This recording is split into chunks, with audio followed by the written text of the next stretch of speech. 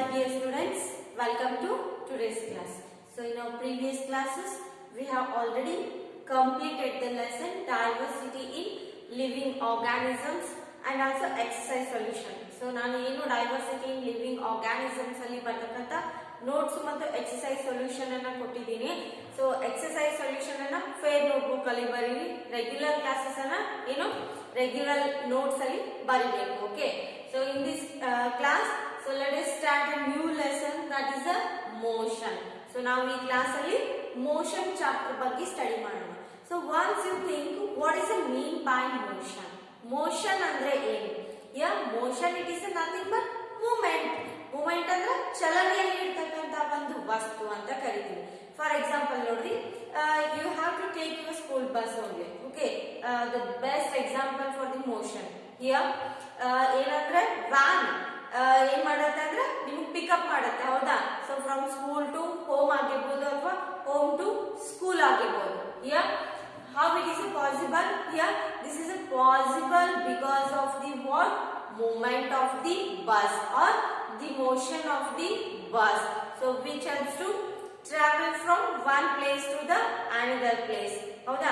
So ನಮಗೆ ನಾವು ಒಂದು ಪ್ಲೇಸ್ ಇಂದ ಮತ್ತೊಂದು ಪ್ಲೇಸ್ ಗೆ ಬರ್ಬೇಕಂದ್ರೆ ಸೊ ನಾವು ಏನ್ ಮಾಡ್ತೀವಿ, ವಾಕ್ ಮಾಡಬಹುದು ಅಥವಾ ವೆಹಿಕಲ್ಸ್ ಅನ್ನ ಯೂಸ್ ಮಾಡಬಹುದು. ಹೌದಾ?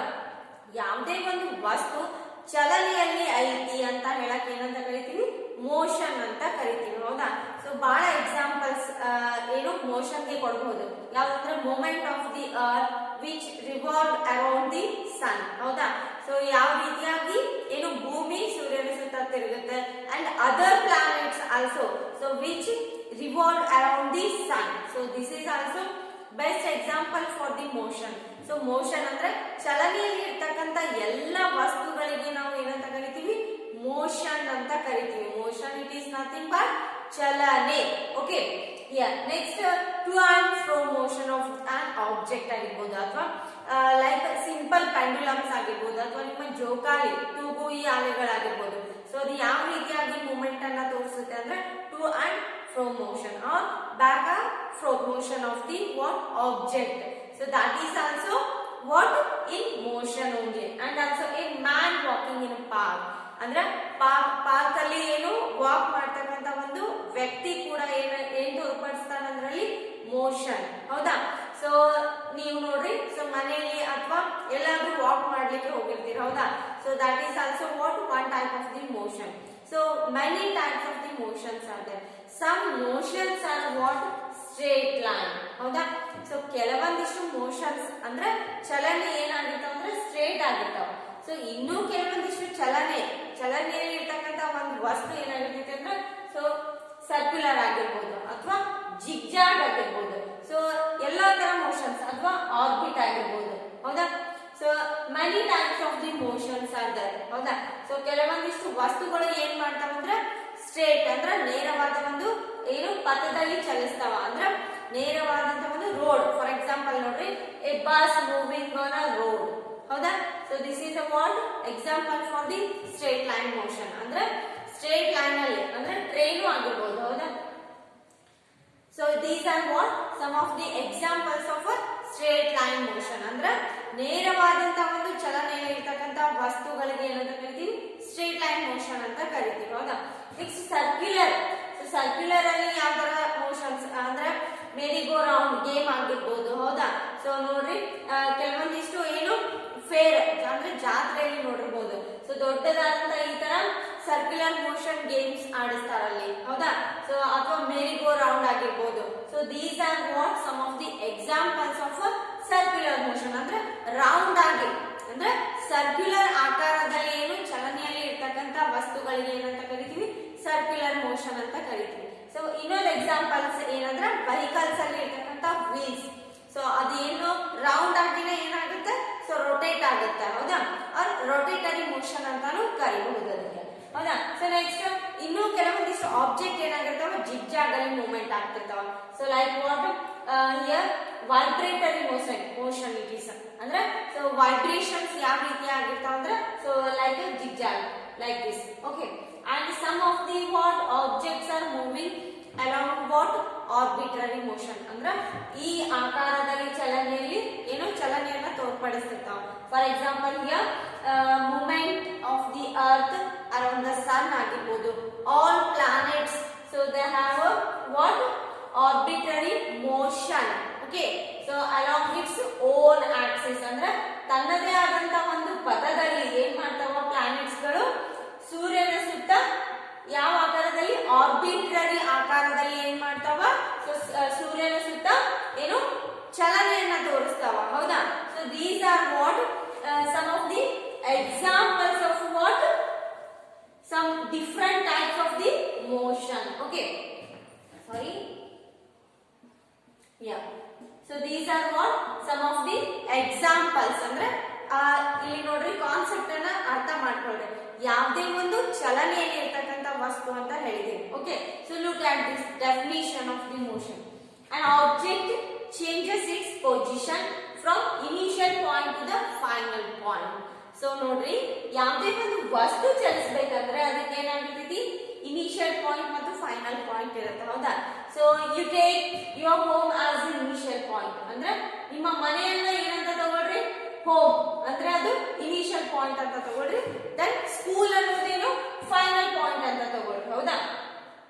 ಸೊ ಏನಾಗಿರುತ್ತೆ ನೀವು home to school or school to home ಅಂದ್ರೆ ಡೈಲಿ ಏನ್ ಮಾಡ್ತಿರ್ತೀರಿ. Here this is also what we are taking here. This is what one of the straight motion ಅಂದ್ರೆ straight line motion ಇಲ್ಲಿ ಯೂಸ್ ಆಗುವಂತದ್ದು. ಅಂದ್ರೆ ನೋಡ್ರಿ ಇಲ್ಲಿ ಅಂದ್ರೆ ಇನಿಷಿಯಲ್ ಪಾಯಿಂಟ್ ಅಂತ ಹೋಮ್ ಅಂತ ತಗೊಂಡಿದ್ವಿ. ಸೊ ನೆಕ್ಸ್ಟ್ ಫೈನಲ್ ಪಾಯಿಂಟ್ ಅಂತ ಸ್ಕೂಲ್ ಅಂತ ತಗೊಂಡಿದ್ವಿ. ಅಂದ್ರೆ ಮನೆಯಿಂದ ಸ್ಕೂಲಿಗೆ ಅಥವಾ ಸ್ಕೂಲಿಂದ ಮನೆಗೆ ಡೈಲಿ ನಾವು ಏನ್ ತಗೊಳ್ತೀವಿ ಮೋಷನ್ ಅಲ್ಲಿ ಏನ್ ಮಾಡ್ತೀವಿ. ಸೊ ಏನು ನಮ್ಮ ಏನು ಪಾತನ್ನ ಚೇಂಜ್ ಮಾಡ್ಕೊಳ್ತೀವಿ ಅಂದ್ರೆ ಸೊ ಡಿರೆಕ್ಷನ್ ಅನ್ನ ಚೇಂಜ್ ಮಾಡ್ತೀವಿ. ಹೌದಾ? ಸೊ ನಾವು ಸ್ಕೂಲ್ ಅನ್ನ ಇನಿಷಿಯಲ್ ತಗೋಬಹುದು ಅಥವಾ ಹೋಮ್ ಅನ್ನ ಫೈನಲ್ ಆಗಿ ತಗೋಬಹುದು. So every motion has its what initial and final position. ಅಂದ್ರೆ ನೋಡ್ರಿ, ಯಾವುದೇ ಒಂದು ವಸ್ತು ಚಲನೆಯಲ್ಲಿ ಇರ್ತಕ್ಕಂಥ ವಸ್ತು ಏನಾಗುತ್ತೆ ಅಂದ್ರೆ ಸೊ ಅದದ್ದು ಪೊಸಿಷನ್ ಅನ್ನ ಚೇಂಜ್ ಮಾಡ್ತಾ ಇರುತ್ತೆ. ಅಂದ್ರೆ ಸೊ ಒಂದು ಸ್ಥಳದಿಂದ ಮತ್ತೊಂದು ಸ್ಥಳಕ್ಕೆ ಅಂದ್ರೆ ಇನಿಷಿಯಲ್ ಇಂದ ಫೈನಲ್ ಪಾಯಿಂಟ್ ಗೆ ಯಾವಾಗ್ಲೂ ತನ್ನ ಏನು ಪೊಸಿಷನ್ ಅನ್ನ ಚೇಂಜ್ ಮಾಡ್ಕೊಳ್ತಾ ಇರುತ್ತೆ. Okay, here this is called as the motion.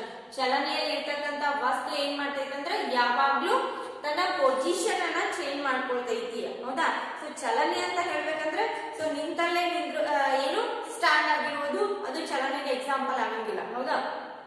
So if you are walking inside the room so that is also best example for the motion.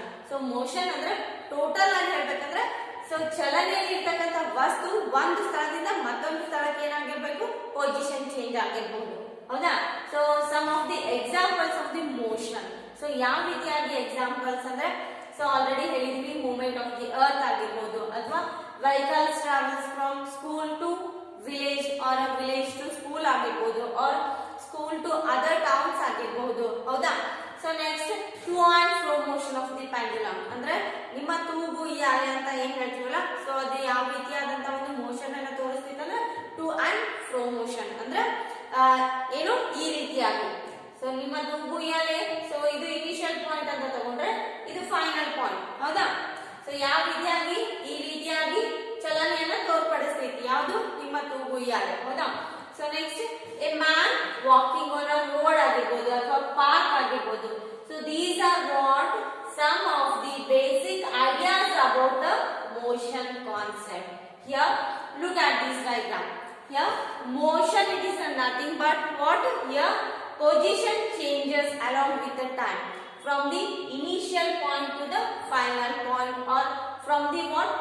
Here you may take B as the initial or A as the final. Means an object starts from A to or a person so walking on a road from A to B ಆಗಿರಬಹುದು ಅಥವಾ B to A ಆಗಿರಬಹುದು. ಹೌದಾ? So ಇಲ್ಲೇನಾಗಿರುತ್ತೆ so initial ಇಂದ final point ಗೆ ಹೋಗಿರ್ಬೋದು ಅಥವಾ final point ಇಂದ initial point ಗೆ. ಹೌದಾ? ಸೊ ಏನಾಗಿರುತ್ತೆ ಸೊ ಚಲನೆಯಲ್ಲಿ ಇರ್ತಕ್ಕಂಥ ಒಂದು ವಸ್ತು ಅಂತ ಹೇಳ್ಬೋದು. ಹೌದಾ? ಸೊ ನೆಕ್ಸ್ಟ್ ನೋಡ್ರಿ, next reference point or origin. So reference point is nothing but what? Change in position of an object. Here about a reference point with respect to time. Here the reference point is nothing but what? Origin. ಯಾವುದೇ ಒಂದು ವಸ್ತು ಅಂದ್ರೆ ಚಲಿಸಲಿಕ್ಕೆ start ಮಾಡ್ತು ಅಂದ್ರೆ so here from where from origin point only ಅಂದ್ರೆ distance travel ಆಗೈತಿ ಅಂತ ಹೇಳ್ತೀವಿ. ಸೊ ಸ್ವಲ್ಪ ದೂರ ಚಲಿಸೈತಿ, ಎಲ್ಲಿಂದ ಚಲಿಸೈತಿ ನಾವು ಯಾವ ರೀತಿಯಾಗಿ ಕ್ಯಾಲ್ಕುಲೇಟ್ ಮಾಡ್ತೀವಿ. ಸೊ ದೂರ ಅಂದ್ರೆ ಡಿಸ್ಟೆನ್ಸ್ ಅನ್ನ ಯಾವ ರೀತಿಯಾಗಿ ಕ್ಯಾಲ್ಕುಲೇಟ್ ಮಾಡ್ತೀವಿ ಅಂದ್ರೆ ಸೊ ಯಾವಾಗ್ಲೂ ಒರಿಜಿನ್ ಪಾಯಿಂಟ್ ಅಥವಾ ರೆಫರೆನ್ಸ್ ಪಾಯಿಂಟ್ ಇಂದಾನೆ ಕ್ಯಾಲ್ಕುಲೇಟ್ ಮಾಡ್ತೀವಿ, ಹೌದಾ. ಸೊ ನೋಡ್ರಿ, ಸೊ ನಾವು ಏನು ಹೋಮ್ ಟು ಸ್ಕೂಲ್ ಬಂದಿವಿ ಅಂದ್ರೆ ಮನೆಯಿಂದ ಸ್ಕೂಲಿಗೆ ಬಂದಿವಿ ಅಂತ ಹೇಳಿದೆ, ಹೌದಾ. ಸೊ ಎಲ್ಲಿಂದ ಅನ್ನೋದು ಗೊತ್ತಿಲ್ಲ ನಮ್ಗೆ, ಬಟ್ ನಾವು ಸ್ಕೂಲಿಗೆ ಬಂದಿದ್ವಿ. ಸೊ ವಾಟ್ ಒಂದ್ ಹುಡುಗ ಸ್ಕೂಲಿಗೆ ಬಂದೈತಿ ಅಂತ ಹೇಳಿಕ್ಕೆ ಎಲ್ಲಿಂದ ಬಂದಾನ, ಸೊ ಹೋಮ್ ಇಂದ ಬಂದಾನೋ ಅಥವಾ ವಿಲೇಜ್ ಇಂದ ಬಂದಾನೋ, ಸೊ ಎಲ್ಲಿಂದ ಬಂದೈತೆ ಅದು ಹುಡುಗ, ಹೌದಾ.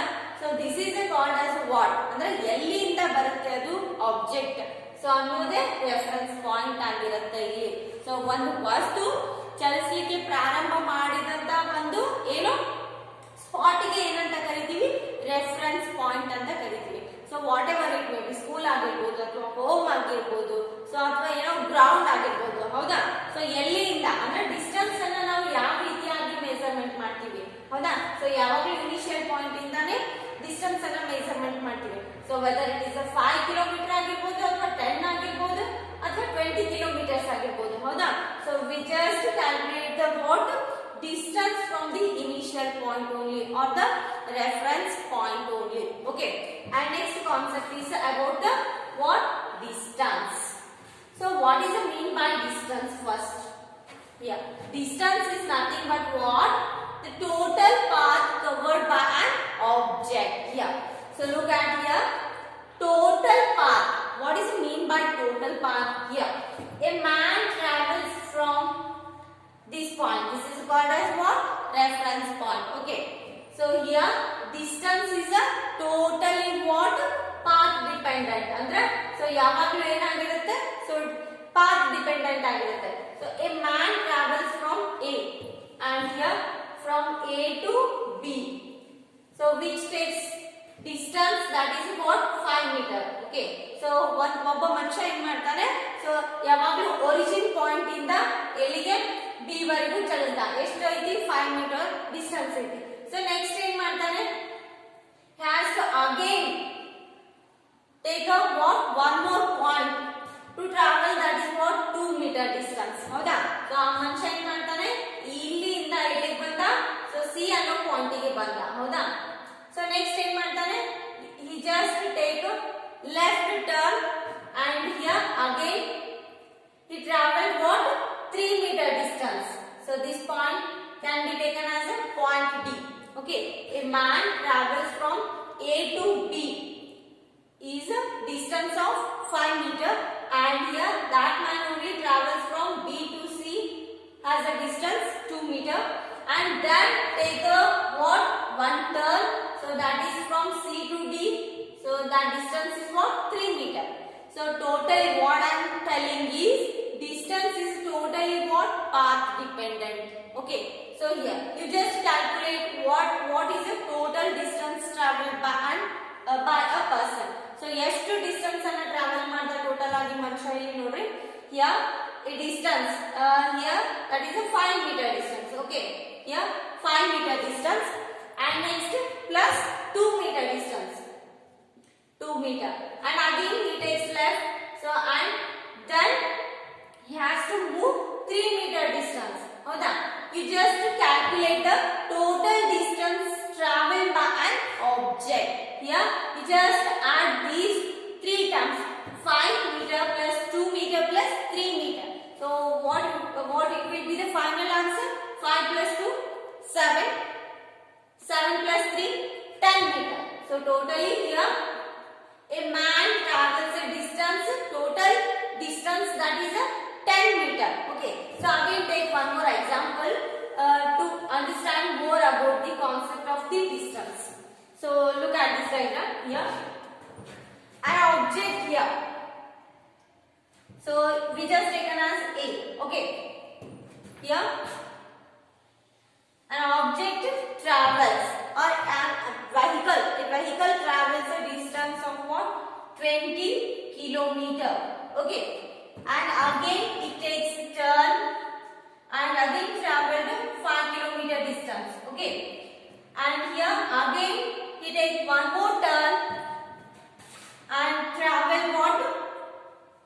35 kilometer, or we may take up what 30 kilometer. Okay, and here take one more turn and again travels 2 kilometer. Okay, and here this is called as what? Initial point, and this is called as what? Final point.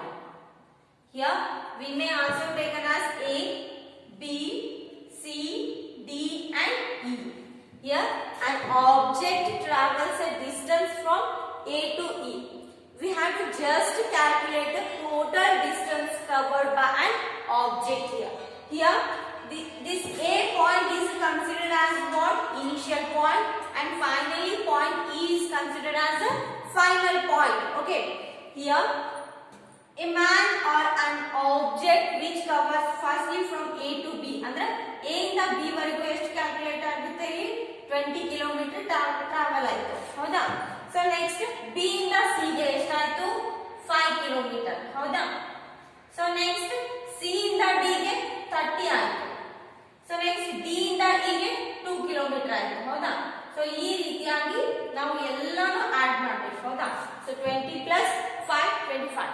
Okay, so here 55 plus 2 57 kilometer. Here an object, so which travels what? Total distance, so that is a 57 kilometer. Andre complete agi enagirutte? So distance, so total it is a what? Scalar quantity. So it is a independent of the direction. Andre now we direction yavade irli, so whether we may take up left or any turn, so that is not considered at all. So here this is a totally the scalar quantity. It has a only magnitude. Magnitude it is nothing but what? It has a only length.